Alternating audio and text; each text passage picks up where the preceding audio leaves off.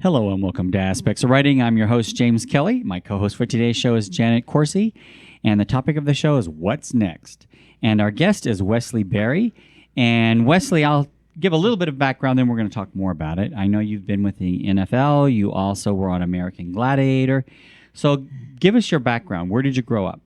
I grew up in a city called Duarte, California. That's Los Angeles County. So growing up in that little small city, we had a lot of great athletes where I happened to be a late bloomer. I wasn't one of the ones that would be picked first. But, however, once I was able to get on the field to play, then watch out, trying to catch me was a whole nother story. So you went to high school there. Yes. And did you go on to college? No, I didn't go to temporary college. I went to DeVry Technical Institute where I graduated to get a degree in computer science. How did you end up in the NFL? Well, I got on the NFL because after winning the American Gladiators, one of the announcers' name was Mike Adamley. Mike Adamley asked me if I ever played football before in college, and I was like, no, I never went to college to play football. So he's like, well, I think you have great potential, so what I would like to do is call my brother. He's the head coach at Arizona State University, and see if we can get you a tryout, maybe perhaps for the arena football team. I was like, okay, that's cool. So I showed up there for a tryout, didn't make that team. Showed up for another team, didn't make that team. So I said, man, why am I not making a team? I'm fast, I'm quick, I'm strong. So that voice said to me, hey, do what you do best. So I jumped over a car, and next thing you know, I'm playing on a team called Fort Worth Cavalry, which is an expansion arena football team in Fort Worth. Okay. And then from there? Well, then from there, I did pretty good in arena football. I then got picked up for Taipei Dragons, which is a team overseas, Canadian Football League. I did pretty good there. And then while on the Canadian Football League team, I got a call from an agent that said, would you like to come and try out to be a backup defensive back for the Niners? I was like, sure. So I came home, tried out, and there I was. I was on the practice squad for San Francisco. Okay. And how long were you there? A year or two? I was there for just that season. That season? So we wind up going to the Super Bowl, winning the Super Bowl. Then I tried out for Dennis Green of Minnesota Vikings. Didn't make that team. Next thing you know, I'm on a plane and I'm playing rugby over in Keithley for the Keithley Cougars. Now I'm playing rugby. Oh, wow. That's weird that you went from... So I went from American Gladiators to three forms of football. Then, then rugby. Yeah, then rugby, and things that just kept happening. And one door opened up to another, to another, to another. And then you ended up going back to L.A.? Well, what I did was I never really actually left Los Angeles. What happened was I went back to Rancho Cucamonga, which is called Ontario, California, where I picked up doing bodyguard work, which I was doing anyway from the beginning. I was running a detail shop with my brother and myself, and going into school, speaking to kids. And next thing you know, the police department wanted a partnership with me, and I partnershiped up with the police department. Next thing you know, I'm doing speeches in schools, telling kids to stay in school, stay off the drugs.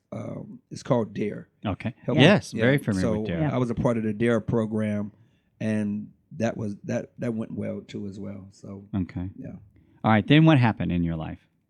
After that, I continued to travel and went overseas, where I was a spokesman for a company called Manatech. Okay. I started speaking at Azusa Pacific University, ASU, where we had a thing called the Night of Champions, where they bring out Christian athletes and you kind of like motivate and encourage children. Mm-hmm.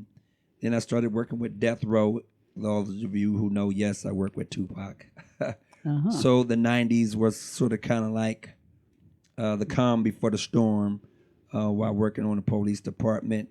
Some things ensued. A big trial took place. I was one of the officers that got caught up and had to go on a little slight hiatus. Ooh. That sounds like L.A. Yeah. Yeah. So it was like training day.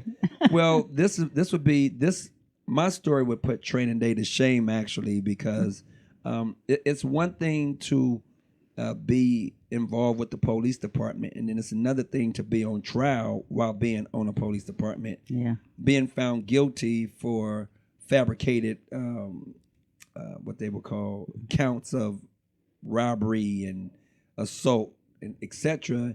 And next thing you know, you're on your way going to prison, and now you're in prison, and the same things you was doing before, you're doing in prison. Now you're a motivator, a coach, defending yourself. So your life stayed the same even in prison. Yeah, nothing changed. But you It's like- finally won. It took you a long time, but you finally won that suit. Yeah, it took a while to prove my innocence, because what people didn't know was I worked for Senator Solis. I was a part of a team that worked with women battered shelters. We would go into situations and get women out of abusive relationships and get them to safety. Also, I was appointed by the sheriff then to work with kids who were caught up in gang violence and wanted to find a way out. So I was a part of a unclosed team that would go and rescue children and get them to safety so that we can get them away from gangs. And both of those things is what brought about a lot of things that happened in my life, like the case itself. And then from there, when I was sentenced and found guilty, I went to prison as an officer, not as an American Gladiator champion. And for what a lot of people don't know is I walked the main line. Main line is where you don't look for no favors from any of the correctional officers. Actually, it was like a hit being on my life by putting me in main line and not putting me in protective custody, which I wouldn't have went to protective custody anyway. So yeah, I started fighting my case, and it took 6,770 days to get home. So for those of you who are listening, if in fact you could tell me how much 6,770 days is, I'll send you one of my books called A Way Out, and we'll give it to you, and then you can find out more about my story, my life, and what's going on. So why A Way Out? That's the name of the book. Yes, A Way Out. A lot of people are in situations that they can't seem to find a way out. They're in relationships, they can't find a way out. They're in careers, they can't find a way out. They're in jobs, they can't find a way out. And so when I wrote this book because everyone has a maze inside of their mind, and they don't seem to know which turn to make, right or left. So when I wrote my book, I wrote it from life experiences, saying, listen, if there's anyone that can find a way out of any circumstance, and if I can do it, you can do it. Yeah. So I Certainly sort of the kind of situ- yeah. just wrote the keys to life for him, Yeah, and you certainly were in a circumstance that you wanted a way out. So, Yeah. although Yeah. you did take advantage of that, and like you said, you did mentor people while you were there, and you helped them through their struggles. Yeah, well, that was one of the things where I didn't have to. I think whatever your character is, no matter what situation you find yourself in, your character is going to be the same. Stays the same. So I was about people before, I went behind the walls of the present, and I stayed true to my authentic self. And I refused to yield or to bow to naysayers and what they wanted to say. So I kept on working, and next thing you know, 6,770 days, I go back to federal court, and it's like, man, all we can do is apologize, but we're going to let you out. And, good luck with your civil suit, in which I won the civil suit too. But how does it's really hard for someone, unless you've been in that situation, to wrap their head around the fact that you're exonerated, but you still spent a great chunk of your life there. How do you get through that? It had to be an emotional thing to get through. Well, yes, emotional, because when I left, my children was approximately about 6 years old, and trying to raise children from behind the walls of the prison that's difficult. Yes. So I wrote letters and stuff to my family and friends in hopes that my kids would then get the letters, and they got them. But you just have to find that fortitude. I mean, I was mad at God. I was pissed off at him. Like, what God would allow someone who's innocent to be found guilty? So it was all about, where's God when I need him? Who is God? Why do I pray? Why did I waste my time praying? Why did I believe in the justice system? Why is it that the judge knows that this is a lie and fabricated stories, and the DA knows it too, but yet they're still pushing and pursuing?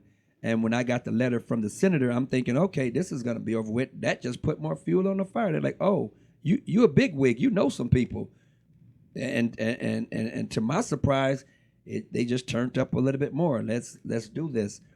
So for me, I think being bitter, yes. Being upset, yeah. Being pissed off, hell yeah. So if there's any youthful people listening to this, I'm just speaking a language that we understand. But yeah, I was Yeah. pissed off, and being pissed off, I had to do something about it. You can't just cry over spilt milk. You got to learn how to make. You don't go nowhere if you do Nah, that. nah. Right. You got can't to accomplish remove anything. emotions from your circumstance and your situations and go for it. So one of the things in my book I wrote about that until you become true to your authentic self, you're always going to be in denial. So I had to ask myself, what does denial stand for? And so I came up with an acronym, and it stands for dismissing evidence, never intending to accept liability, will make you a jackass. Okay. Did you ever think that maybe the circumstances were there so that maybe somebody else that you would not have touched their life would have the opportunity for you to touch their life? And that if this hadn't happened, you wouldn't have ever been known to them? Well, I would say yes in some senses, and then maybe no to the other. And I'll explain it real in short. Yes, that things happen to us. They say, bad things happen to good people. Yes. Or happen for a reason. And everybody says everything in life happens for a reason. Well, I don't know the answer to why things are happening, but they happen. However, it's what are you going to do with what happened? Yeah. That's Right. I think that's the main thing. Yeah. It's not so much that it happened to you. It's just now how do you handle it? What do you use it for? Right. Good or just cry, poor me, poor me, poor me. That doesn't accomplish anything. Right. You could have ended up actually being an evil person as opposed to who you really are. Well, some people say, what is evil? And I say, evil is when you look in the mirror and you become what they are. Mm-hmm. That's the true sign of evil, because if you're influenced by what someone else is doing to you and you become them, you cannot just become True. evil like them. You have to become greater than the evil that struck you. And if people really want to know authentically, I had so much rage in my heart that even if they were to let me out at the time that I would have been out, it wouldn't have been nice. Yeah. And I'll share a short story with you. It's easy for people to say, hey, the guy's been to prison before. Okay, well, you don't know the all truth yet until you hear the truth. But nonetheless, my son's life was taken while I was incarcerated.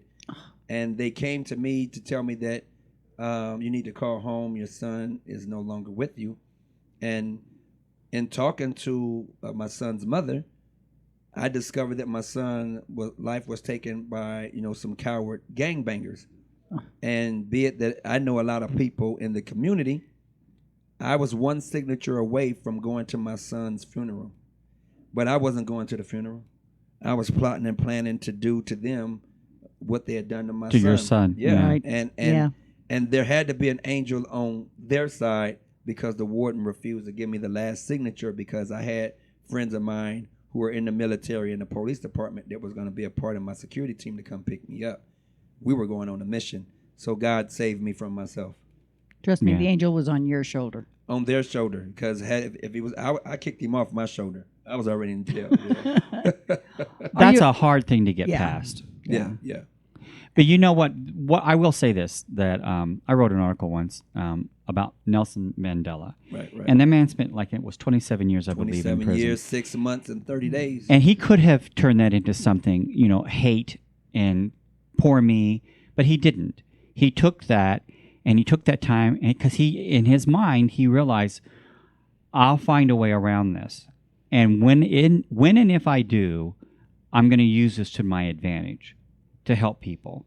And that's what he did. He took it and he turned it into something, instead of making it hate, he turned it into something positive. Like, you can't dwell on something that's happened.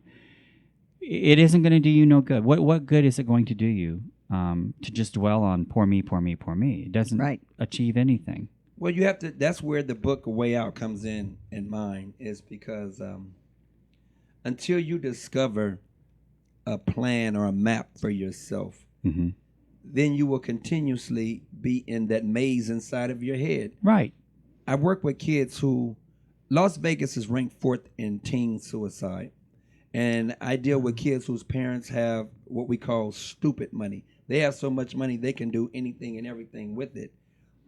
I find myself talking to these kids and giving them a way out of committing suicide because I can connect with them and relate to them. Mm-hmm. So money can't fix it.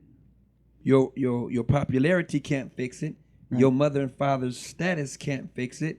So you need someone to whom speaks a language that you speak that can help you out of your circumstance and your situation.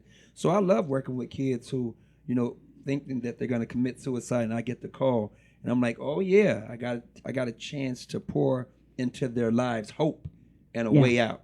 So that's why my book is so dynamic. It's a pocket book, but it's dynamite on the inside because I give it to you real. I've been there. I've done that. I mean, think about it. If you go on my not my website, but YouTube, and you type in Wesley 2Scoops Berry Miracle Man, you will find that I was in a car explosion that had third-degree burns over 50% of my body. Excuse me. Well, what was the way out? Perseverance. I didn't give up. So when they look at it, they're like, man, this guy's burned to smithereens. But yet I did not give up. So sometimes you got to refuse to die even when the enemy has his foot on your neck. You got to say to yourself, I'll be damned if you kill me. I'm not going nowhere until I deem so. And then and only then will I go.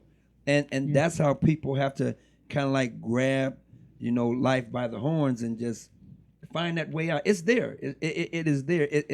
We live in a lifetime where we see people with a lot of money. I've had an opportunity to be friends with Junior Seau, a great football player on San Diego Chargers. I got photos with him after we played in the Super Bowl, etc. He took his life. Yeah. Now, one might say, well, why would Junior do that? He has businesses. He's a multi-millionaire. He's a Hall of Famer. Yeah. He owns, if not most of San Diego. What drove him to that? Because he didn't have a way out. He didn't have friends who he can talk to or relate to. So his way out was to take his own life. So when we look at celebrities, when we look at common people, when we look at the gentleman just recently in Virginia who got a bad report, a bad evaluation, he decided to get a gun and go take other people's life. Now, that's cowardice. Right. But when you find your back up against the wall, if you don't have a way out, somebody to talk to. So I appeal to whoever's listening to me right now. When life is bearing down on your shoulders, there is always a way out. There is someone that you can talk to. Find and connect that person that you can talk to, and you will find that it's not as bad as it seems. And the sad thing, Wesley, is a lot of people, especially when we're talking about suicide, a lot of times it's over financial. And there's always a way out. There's always a solution to a problem somewhere. But even if it isn't financial, even if it's illness, oftentimes there is a solution to the problem. I've seen the video of you when you were burned. Yeah. And I can't even tell you were burned, other than the fact that there's a little bit of skin pigmentation. But as far as scarring and stuff, it's amazing to me. And now part of that has to do with spirituality for you, but also it has to do with that you're also a health nut. I mean, you really are into health, natural remedies and that kind of thing. Yeah. So there's always a way out. But let's just assume, for instance, you did have scars and stuff. I do think that you're the kind of person who would say, well, you know what? I'm still alive. It's not the end for me. I'm still going to live my life. Yeah. And I think that's what people fail to understand is that stop looking at the way you think people are looking at you. Right. Yeah. You have to be who you are and just live your life. Where there's a will, there's a way. I was speaking to Jan earlier, and I was saying, someone asked me, did I write anything about racism in my book? And I told him, yeah. I said, racism is live and well. Mm-hmm. It rears its head in different forms and fashion. Mm. The only thing that stops racism is catastrophic events. Yes. I don't give a damn if you're a Republican or a Democrat, whether you like Donald Trump or don't. At the end of the day, if your house falls down because of a hurricane or a tornado, your color, your political vibe don't mean nothing. You're going to ask your neighbor, hey, can you help me get this house off of my whomever, family. Right. Yeah. So that I can find a way out and get my family out. And that's what we need in this world today. We need more catastrophic events. Because no, listen, I'm telling you the truth, because catastrophic events, it parallels people. It brings everybody to the equation of being equal. Well, we saw that in Houston. Right. And then so when your back is up against the wall and my back is up against the wall, we seek a way out through each other. Yes. And so the days of the 60s where I could knock on my neighbor's door and get a cup of sugar or get an egg or something like that. So it brings me to this, which is, if you look at it, there need to be a no phone zone at the table. Yes. The millennials today, they're texting at the table. No one is taking time to They're have not talking. communication. Right. Everybody is thumb talking back and forth. Right. So when there is a situation that takes place in this world, a lot of people don't know how to speak to each other to resolve matters because they're too busy texting.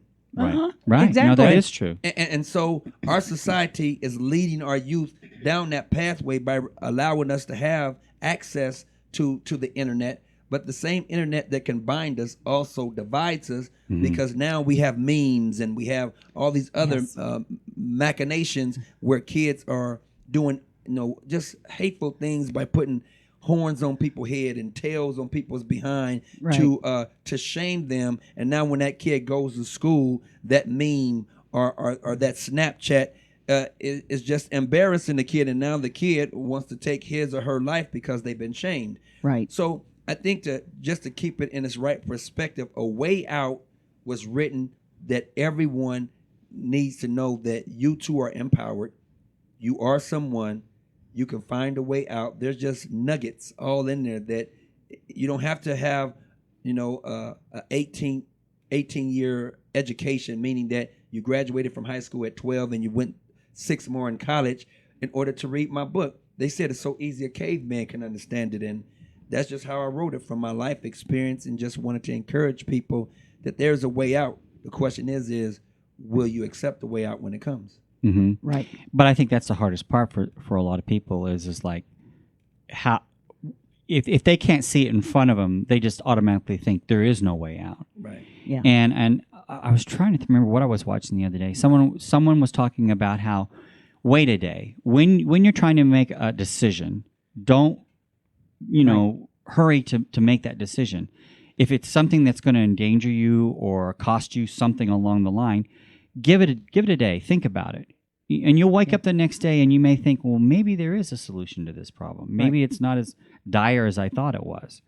So sometimes patience is what's important. I would agree. I heard just recently, if I pronounced this gentleman's name right, Deepak Chopra. Yeah, Deepak Chopra. Yeah. Okay. So he said that when faced with a situation, we all need to stop. And he used an acronym for stop, as I use acronyms for different things. So he said stop. The S stands for stop. He said the T stands for time out. Take time out to count to 8. Inhale, exhale. Become one with your feelings and identify where that feeling is coming from. He said the O is for observation. Observe what you're feeling. Observe it, embrace it. And once you observe where it's coming from, he said, then the P stands for pursue.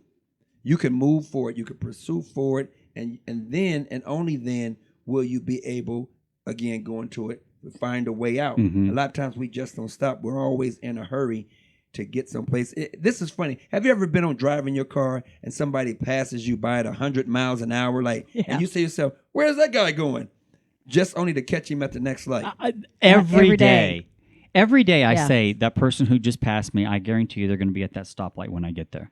And they are. Right there. And you look over and It's very rare they're not. look over and you just wave at them and it's like, where are you going? So my mother once told me, she said, son, just take your time going to where you're going because it's going to be there when you get there, or if you don't get there, it's still going to be there. Right. It's going to be there, man, no matter what. And my dad said it differently. My dad said, well, how many dead turtles have you seen on the road of life? I'm like, Dad, you don't see no turtles. He says, that's right. He says, the only thing that you see on the road of life that's dead is rabbits. He said, because they always in a hurry. They jump in front of your tires. They jump behind your tires. And he said, that's the reason why you see rabbits on the road. You don't see no turtles. He said, so son, I need you to be a turtle. Stop being a damn rabbit. I was like, all right, Dad. What great advice. I never thought of it that way. Although I may have seen a turtle or two, but the thing is no, you're right. Slow and you're gonna steady see more wins the rabbits race. than anything. Yeah. Slow and steady. Yeah. Slow and steady. And we all seem to be in a hurry, no matter what we're doing in life. We seem to be in a hurry. Right. As I get older, I'm learning that lesson just, by living. It's, no matter what you do. I'll give you an example. I had an event 2 years ago. I did it myself. I had to get it done in 2 weeks, and I'm frustrated. I'm rushing, and the whole event was about 3 books I had that I was getting out, and it was to launch my books. But guess what happened? That event was pulled off, but my 3 books weren't ready to present. Right. It took me another year to catch up. Yeah. Because I had to learn to slow it down, get other people involved. There's nothing wrong with getting other people involved in what you're doing as well. Right. And, that was a lesson for me, is like, you don't have to put this out now. So many authors are like that. You have authors who'll say, I have a deadline. I have to have this ready by this time. Guess what? It's not going to matter when that book comes out. If it's meant to be, it's meant to be, and the momentum's still going to be there when you get it out. Right. True and correct. It's good to have a deadline. But, if you don't make that deadline, it's not the end of the world. Right.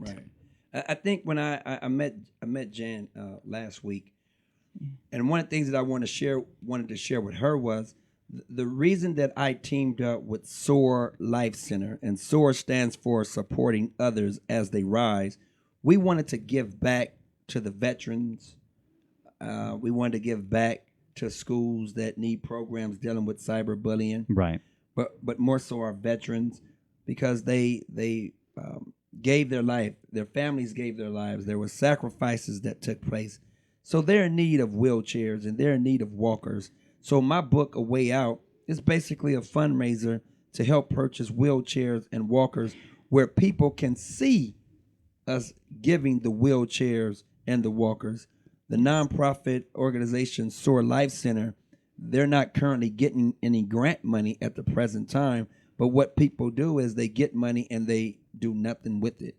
I want to be transparent. I want people to see that if you bought this book and we sell 100 books, that means we can buy 2 wheelchairs, we can buy 5 walkers, and we're going to give them away. Now, tell people about your website. Okay, so there's 2 websites. The first one is soarlifecenter.org. And that's SOARLIFE Center, CENTER.org. All one word. All one word. Yes. SOARLifeCenter.org. And on there, you'll see the testimonials about what we do working with the veterans. You'll see how we do meal preps for displaced families, how we really give back. And you can do a lot with a little when you have a plan. Mm-hmm. I don't look for people to give me anything, because what's meant to, as you said, what's meant to happen for you is going to happen. Because sometimes people sit back and watch how authentic is these people or this person. Mm-hmm. And before you know it, they show up and they give you a donation. Just like, I don't know who submitted my name to the mayor of Las Vegas, mm-hmm. but however, I've been going into schools talking to kids about suicide, school violence, cyberbullying. I've been working with women in battered shelters. Someone gave my name, and next thing you know, I'm invited by Mayor Carol Goodman. Her husband, Oscar Goodman, gave me an award for Customer Service of the Year award at the Cashmere Center. And you don't even know who did it. Don't know who did it. Don't know who submitted my name. But I showed up and got the award in the check. So whoever you are, thank you. Yeah. I was able to get some peach cobbler and some sweet potato pies, and bought me some compression socks. There you go. Well, I know I've only read just like 2 or 3 pages in your books. I hadn't seen it before. And the first thing I said to you is I'm going to steal part of your first page, because there's some just really heartfelt information right from the very first page that will help in my life for something that I'm going through right now, and I want to share it with my family. Are you going to read it, Jan? Would you mind reading like a little short snippet of it? I haven't learned how to read yet, but I'm going to give it a shot. Well, I can help you. We can do this together. We can team up together. That's if you want to. Sometimes you feel like you are at the top of the world. Sometimes you feel as if the world is on your shoulders. If those aren't true words, I don't know what is. Sometimes you are so happy, nothing else matters. Sometimes you are so sad, nothing can shine through. Mm-hmm. Right now, I've got something personal going on in my life. Those words are the truest words for my family. Okay. And so I want to share that with my daughter when I get home today, because she needs to hear it too. And this being Father's Day, and it's about my husband. Okay. So it'd be very important for her. Are you working on a second book? Have you got something else going? I mean, you've got so much going on in your life. Well, I am working on a second book. It's the calm before the storm, actually. Uh-huh. The second book, man, I mean, we haven't even given it a title yet, but I've been talking about the calm before the storm. It's the book of all books where I take people on a life journey, kind of like Gulliver's Travel. Uh-huh. Right. So from the moment that I'm sentenced in court and I'm shifted off to prison, I take people through all the good, the bad, and the ugly of prison. And I let them in on it by allowing them to see video recordings of what actually happened in prison with me being in prison. So there was no one that's depicting my role. It's actually me playing it out. Wow. So people are like, well, how did you do that? Well, if you don't know. QR codes? Yes. Yes. QR codes. Oh, QR right. codes. So when you use the QR code in the book, it will take you directly to the video. You'll be able to see exactly what I'm telling you. So But how did you videotape? Cell phone. Did they Allowed know to you were have- videotaping? I don't know if they know I had a cell phone or not, but I know I had a cell phone. If they didn't know, they're going to know. I mean, Yeah. listen, it's not By the my book. fault. By the book. It's not my fault they didn't know. But yeah, I had a cell phone, and I used a cell phone to do my legal work. I used a cell phone to keep in contact with my family. I used a cell phone to do everything that was right to do. And in doing so, that cell phone helped me get a way out. What people don't know that the taxpayers pay so much money for prison systems, but what they don't know that in that system, there's a system within a system. Uh-huh. And I found a way out by utilizing every aspect that was available to me. Uh-huh. And it worked. Yes. So, yeah, the calm before the storm, you're going to love it. I really hope that people get a chance to check it out. It's going to be on Netflix. It's a story like no other. I mean, you're talking about really getting that walkthrough. Everyone is so fascinated with these lockup shows. I was on the first episode of Lockup, MSNBC of San Quentin. I was on the first episode. I was doing poetry against. I actually saw that on YouTube. Yeah. Or on the Google. I Googled Right. it. And so what happened is people make money off of this. We all signed the rights off to Discovery Channel, who were filming the lockup shows. And since 2005, everyone is still fascinated about prison. But what if you could get an idea, non-cut, unfiltered view of what prison is really like? What the real deal? The real deal. The real deal, not the- how you take a shower in a toilet, how you cook in a toilet, how you clean your floor, how you make your food, how you study the law, how you keep in contact with your family. And I was kind of like good at it. I used to just call to schools, and I used to do live bullying talks to kids in school via While you were in satellite prison. while I was in prison with one of my friends who was a teacher. Wow. Is it true that you can make more than 50 different kinds of meals out of ramen noodles? Oh man, with top ramen noodles, you can make some meals. I mean, whoa! I tell you, that's I have that's heard called a this. spread. You been there before? I have a nephew that served some time. He's Woo! a 2-time offender, been out Okay. now for 18 years. Okay, all and right. he's got a good life, good home, good family, and he makes really good ramen. Yeah, see, I had so many noodles. I had so many noodles. You better not even invite me to a Asian restaurant. You bet not. You know? I'm all noodled out. No more noodles. No noodles for me. So what's the name of the second book now? Well, Or have we named it yet? We haven't even really named it yet. We're just kind of like it's already written. So I'm in the process right now of doing my sizzle reel, presenting it to Netflix, Hulu, and the many other people that's knocking on my door for it. Uh-huh. This is better than Training Day. This is not so much exposing the guards, but giving the taxpayers and the family members an insight on really what prison really is. Yes. You know, how companies benefit from men being in prison. You know, the corporations are making so much money. You know, We they're- talked about that, how Yeah. they actually use the prisoners to help manufacture some of these products. Yes. We always talk about child labor, or we talk about foreign labor and how much they're paid. Well, kind of the prison system's doing the same thing. Well, here, let me share this with your listeners.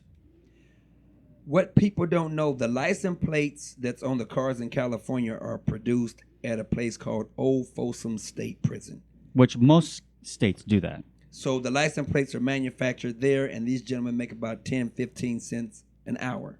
Mm-hmm. Yeah.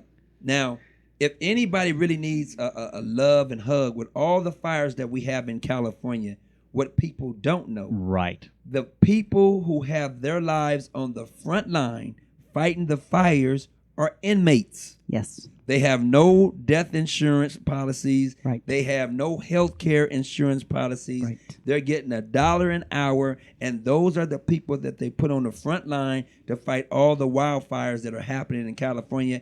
I have proof. I will prove it to everyone. I have videotape on it, and everybody's going to see. And now, mind you, the people that are fighting the fires, they don't have a life sentence. They're 5 years from being released home, and they sign up just for a little bit of freedom to fight fires. Now, you have to really be insane to fight fires, you know, in place. And these fires are relentless. Well, they just want something to do outside the prison system. Right, but they don't talk about it. They don't talk about the sacrifices of giving back. Just imagine this. If I walked into a store and I stole a bag of chips, and the court system gave me 3 years for stealing the bag of chips. Yeah. Is that worth me losing my life? Right, putting the fire? yourself on fire. the line. Right, yes. How does that even balance? Or better yet, let's go a little bit further. We have so many people that love to indulge in alcohol.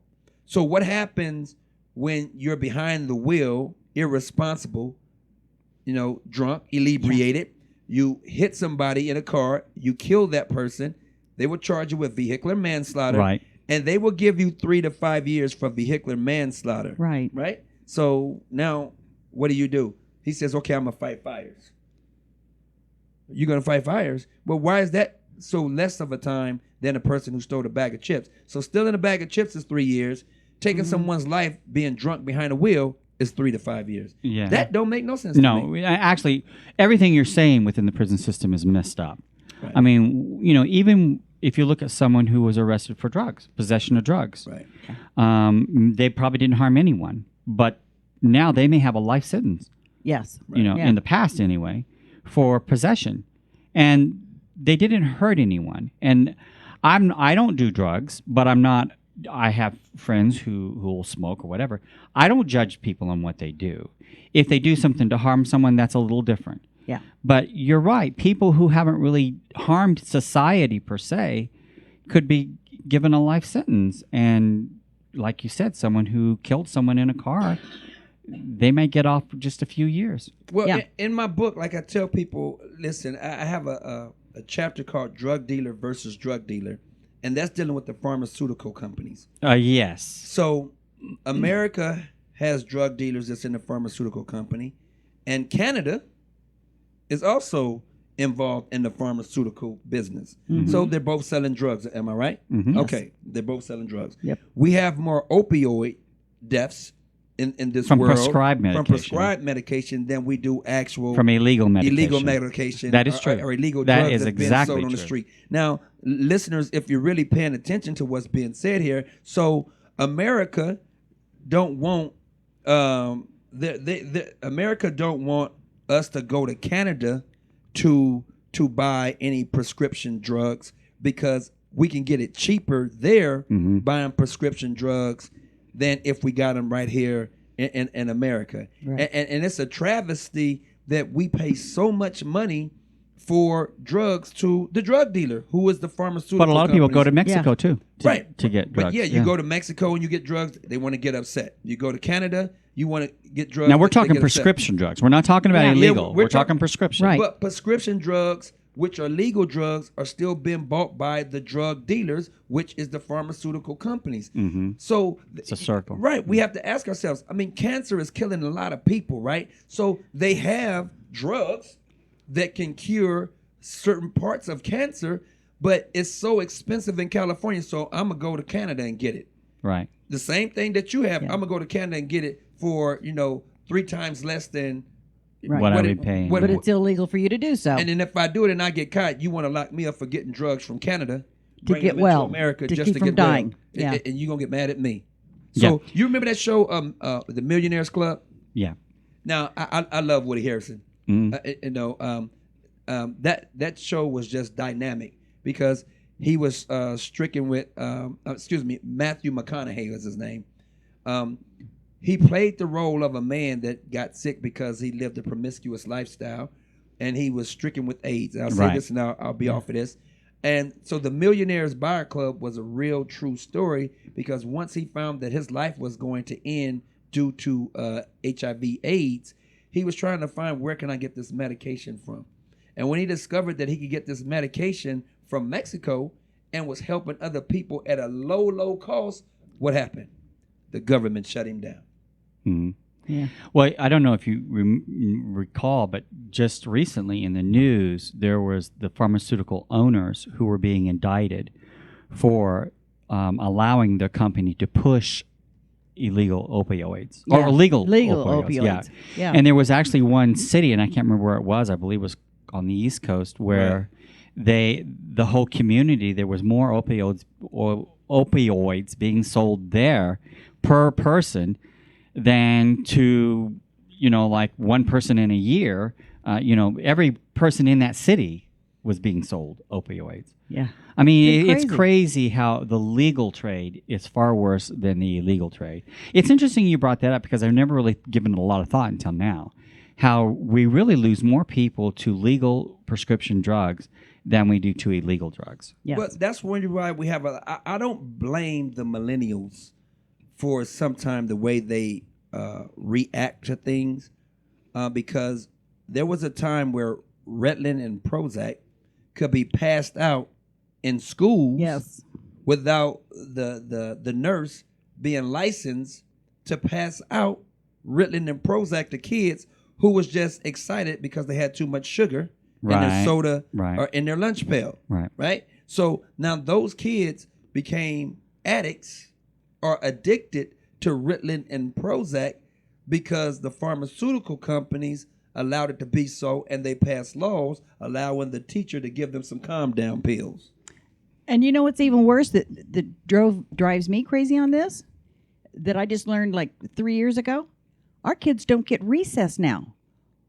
When I was a kid going to school, you sat in a classroom for about 40 minutes and you took a recess for 15, and then you came back in off the playground and you went back to work again. And then within a certain period of time, you got another break. You went out, you played on the playground. They don't get playground now. It's all geared towards keeping our kids unhealthy. Mm-hmm. Yeah, and in line. There's so much distractions that goes on that the parents don't know, because if the kid's in a single home, they're working 2 jobs. Or if it's a joint home, everybody's in their own room. Right. So no one really knows what's going on. So now our kids become obese. Mm-hmm. Mm-hmm. Yes. Yeah. It is it's a sad situation. So on the second book, on a Way Out deals with one thing. On the second book, it deals more with the prison system. Well, it's more just of a transformation of like the mythical bird, the phoenix. Mm-hmm. We all have to set ourselves ablaze and rise from the ashes. Mm-hmm. And that's what the second book is about. Life being started over again, whether it's in a marriage, a relationship, a job, a change of state, a change of zip code. Your phoenix is coming. You're going to have to set ablaze whatever it is in your circumstances, and you're going to have to rise anew. So that's really what the book is about. Not so much, the prison system in and of itself, but I want the readers to be able to see, like, man, you're going to have to resurrect again somehow, some way. Even if you're not a believer of faith, you will resurrect again. Wesley, don't get mad at me when I'm laughing internally because you were set ablaze one time, and so yeah. every time you said that, I'm thinking, why is he saying that? Well, I'm Superman. I mean, I'm still here. He's really close to the subject. I know it's metaphorically, but even though I was set ablaze, I'm still here. Yeah, it was literally. Yeah, that's literally right. set ablaze. And if you can rise above, you can help the rest of us rise above. Absolutely. All we have to do is listen to the message, I think understand the message. People have to connect, just like Jan, you and I sitting here. I think when people can connect with what's real, then and only then will people be helped. It's so much, as Donald Trump would say, fake news. Yes. Fake social media. You got people take pictures and then they Photoshop it. My story is not Photoshop. My story is not fake. My story is an authentic story, willing to be told so people can identify themselves through my story. Mhm. Because we live all vicariously through something. I mean, why do you think so many people wanted to be like the Kardashians? Mhm. How does these Kardashians make so much money? Because they found a way to make all these little young girls want to be like them, Exactly. right? So when people understand that hurting people help hurting people, and people who are not hurt can help prevent other people from getting hurt, we can lessen the blow. Yes. Say, I can't stop my kids from growing pains, Right. but I can share enough information with them to lessen how many times they fall down. All right. Now I also know that you have grandchildren. 7 of them. 7 of them. Okay. My gosh. All right. So I know what your children had to have gone through while you were incarcerated. Yeah. You know, that had to be hard on them. Yeah. You know, are the grandchildren? They don't know. I mean, I know they probably know, but I mean, they don't. They haven't had to deal with that because you've probably been there for them. Yeah, the grandchildren are the oldest grandchild I have right now is 9. Yeah. So you've Yeah. been there for your And grandchildren. yeah, then the youngest one is like 2. Mm-hmm. You know, then my daughter has another one that's on the way. You Mhm. know, Aw. I think there's an old story that I read before. It said, when I was a child, I thought as a child, I spoke as a child, I understood as a child, but when I became a man, I put away childish things. Many people are grown, but they still speak, act, and talk like A children, child, yeah. right? Yes. And so sometimes you have to give them a grown man tongue lashing to help bring them into reality. Mhm. And the problem with our society today, people don't want real talk, but you have to give it to them. And who are they going to receive it from? They're going to receive it from somebody who's been there and done that. Many people go to church each and every Sunday. They pack churches like they're clubs. They hear a guy get on the soapbox and he preaches a fiery message just to walk out the door and be escorted back to their car by Satan. Yeah. Right. Well, I thought you went into church to get healed. But Satan is waiting for you at the door. Satan is not at the door. Satan is on the inside of the person who just walked into the hospital called the church, just to walk out the church and get in the car, and everything that's in them, they're still dealing with it because they haven't searched their own souls and found a way out. So I can identify with somebody being in the lion's den. The gentleman's name was Daniel, was put in a lion's den. Shadrach, Meshach, and Abednego was put in a fiery furnace. Peter was put in prison. So if you read the Bible, he wrote letters from prison. Paul, whether you Mahatma Gandhi, whether you Martin Luther King, whether you Nelson Mandela, no, everyone has a prison, even if it's not physical. You have a lot Right, of there's a prisons mental, of your yeah. own making. And what's worse, the physical or the mental? Because there's people right now that's listening to this broadcast that do not want to get up and go to work come Monday morning. You know why? Because they fear being entrepreneurs. They fear that they won't be able to provide for their families if they have to step out on their own to do. They what fear perhaps- taking that next step. Yeah. Yeah. That's true. I learned a long time ago. I've failed so many times in my life, but I've learned that failure is success. Because if you don't have those failures along the way, it's hard to understand when you have the success and how to keep it. You're only a failure if you never try. Right. Or I mean, like my dad said, if you fall down, if you look up, you can get up. So Yeah. make sure you fall on your back. Don't fall face down. Right, Fall right, on right. your back, because if you look up, If you do fall face down, roll over. roll over. Hurry up. Yeah. I rolled when I was in fire. I stopped, dropped, and I rolled. Put this thing out. It was hot. Oh, yeah. Yeah. So, I like this book. I like where this book's going a lot. Now, I want to ask you real quick because we're getting close to the end of this interview. Okay. You don't have this on Amazon yet.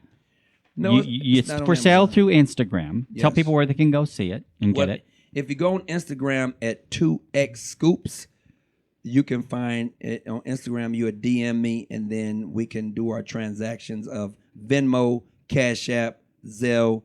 We can get it to you. Or you can also go on soarlifecenter.org and request a book, and you can get it there because the testimonies is there as well. But you are going to be getting this on Amazon Yes, eventually. we're going to put it on Amazon where people will be able to purchase it off of Amazon and then see the good work of them purchasing the book, help them be a part of the solution for our veterans getting wheelchairs and walkers. What people don't know is being a veteran. When you go into the Veterans Hospital, you have to fill out all this paperwork, go through all these legalities, and you still might not get what you need to have. You still might not even get it. But we had no problem going to Iran, Iraq, and all these other places at a for heartbeat. the freedoms that everyone has.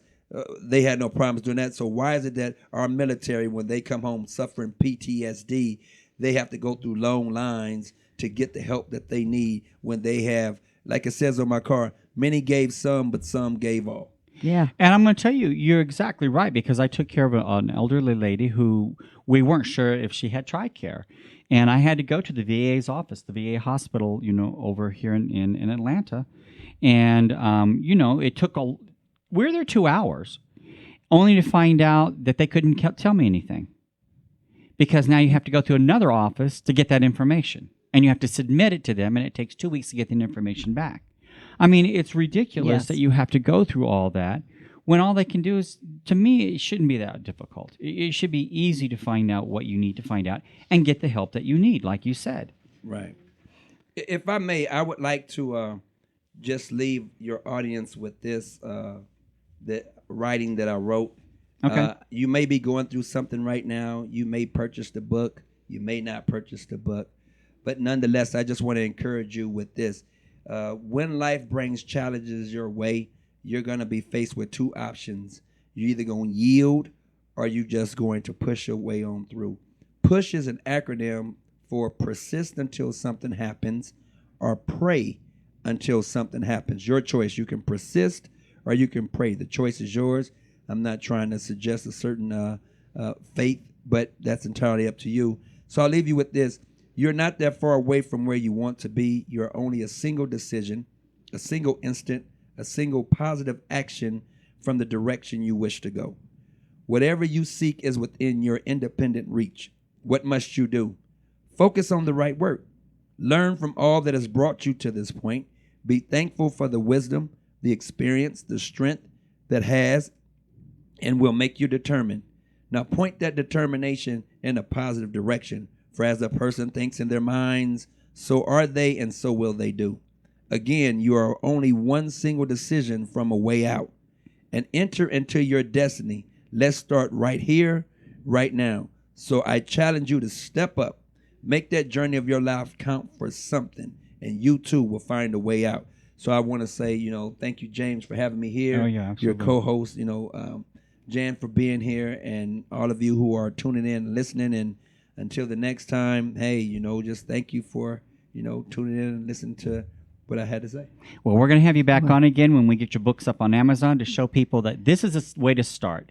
Okay. At least get it out there. If nothing else, and I admire the fact that you just went out there and did this. We've had other authors on. In fact, Jan started that way. Yes. We had another gentleman who was on once, and when I asked him where you can get it, it was really, he didn't really have any place to go. It's out at the back end of my car because I haven't, don't have nothing together yet. And now he's kind of successful, certainly on a local level. He's very successful. Very successful. So, I want to have you back on when you get that second book out, and we'll see what we've got going there with that. Plus, I just love having you on anyway. I look forward to it. Like I said, when the book comes out, the sizzle reel will already have been released, and hopefully we have a contract with 3 or 4 episodes, or should we say documentaries about my story. Okay. So I'd like to thank our guest, Wesley Berry, along with my co-host, Janet Coursey. And Wesley, one more time, where can we get your book? Once again, you can get the book if you go on Instagram at 2Scoops. You can DM me for information about the book, or you can also log on to www.soar, that's SOAR, Life, LIFE, Center, CENTER, one word, .org. That's soarlifecenter.org. Request a book, and we'll be more than happy to send it to you. And just remember, your donations for this book is $20. The money is going towards the veterans to help get wheelchairs and walkers, and also to help support standing up against the cyberbullying that these kids are dealing with each and every day. All right. And you'll also be able to find this video on YouTube. Just go to YouTube /Aspects of Writing or James Kelly, and you'll find this video. Also, we'll go on Roku TV and several other outlets from AM FM 24/7. You can go to Aspects of Writing. That's aspectsofwriting.com to find the links. Just scroll down to the middle and over to the right. You'll see the terrestrial stations we're on and the links that you can click on to go to the other outlets like iHeart, iTunes. Actually, Roku has a radio station now, so they'll and then Amazon. We are on amfm247.com at 1 o'clock on Saturdays. That's the live show. They also have an archive there for that show, and they syndicate it all over the world. Yes. So AMFM 24/7 is where you'd also like to go. You need to go to listen to the show. In addition, we archive all of our shows. We actually have a Spreaker little thing there. You can click on that, and it'll take you to all the past shows. Yeah. So until next week, this is your host, James Kelly, reminding you, if you can dream it, you can write it. Again, Wesley, thank you so much for being on the show. Great show. Thank you. Thank you. So much information.